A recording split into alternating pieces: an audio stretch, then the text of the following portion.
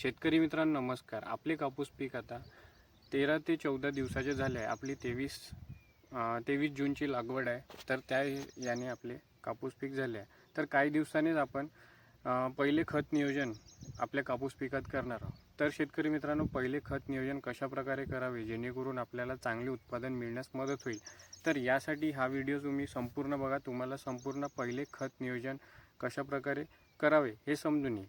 तर शेतकरी मित्रांनो पहिले खत नियोजन करताना आपल्याला 10-26-26 ची एक बॅग आणि त्यासोबतच DAP तुमच्याकडे उपलब्ध असेल तर DAP प्लस पोटॅश 20 किलो हे वापरायचे आहे। तर शेतकरी मित्रांनो DAP हे उत्तम खत आहे। शेतकरी मित्रांनो चांगल्या प्रकारे याचे रिझल्ट आपल्याला बघायला मिळते आणि पोटॅश याच्यामध्ये ॲड केले 20 किलो तर बॅलेन्स खत नियोजन आपले होतात।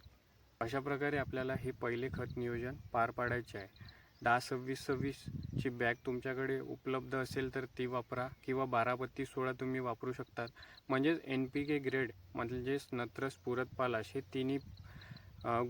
तिन्ही घटक त्या बॅगमध्ये असले पाहिजे। हे बॅग आपल्याला एक एकरी वापरायची आहे। त्यामध्ये DAP 18-46-0 त्याच्यामध्ये आपण पोटॅश ॲड केले तर 10-26-26 पेक्षा पण चांगले रिझल्ट त्याच्यात मिळू शकतात। अशा प्रकारे आपल्याला हे खत नियोजन करायचे आहे। जर तुमच्याकडे DAP उपलब्ध नसेल तर त्याऐवजी आपण 20-20-0-13 आपण आपल्या शेतात टाकू शकतो। आता आमच्या भागात DAPचा तुटवडा आहे तर त्या कारणाने आपल्याला 20-20-0-13 वापरावी लागत आहे।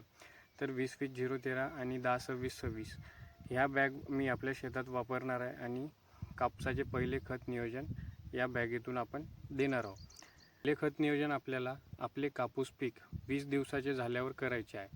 20 दिवसाच्या झाल्यानंतर आपण पहिले खत नियोजन केले पाहिजे जेणेकरून आपल्या कापूस पिकाला नत्र व्यवस्थितरित्या मिळेल आणि बाकीच्या ज्या गोष्टी आहेत स्फुरद आणि पालाश त्याची त्या स्थितीमध्ये आपल्याला त्या घटक मिळाले पाहिजे कापूस पिकाला। म्हणून स्फुरद शेतकरी मित्रांनो 30-40 दिवसात अवेलेबल होतो आता आपण टाकले तर, आणि पालाशला त्यापेक्षा जास्त वेळ लागतो। म्हणून शेतकरी मित्रांनो आपल्याला सर्व गोष्टी लक्षात घेऊन हे नियोजन करायचे असते।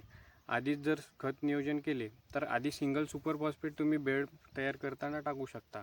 बाकी गोष्टी शेतकरी मित्रांनो या अवस्थेत टाकायच्या आहे।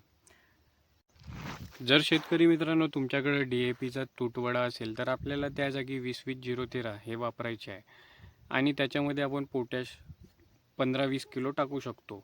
तर हे कॉम्बिनेशन असे होते शेतकरी मित्रांनो 10-26-26 प्लस 20-20-0-13 प्लस आपल्याला पोटॅश 20 किलो। तर अशा प्रकारे आपण हे पण कॉम्बिनेशनने खत देऊ शकतो जर तुमच्याकडे DAP उपलब्ध नसेल तर। आणि 10-26-26 उपलब्ध नसेल तर 12-32-16 15-15-15 यासारखे खत वापरायचे आहे। पण चांगल्या क्वालिटीचे आपल्याला खत वापरायचे आहे जेणेकरून आपल्याला रिझल्ट मिळेल।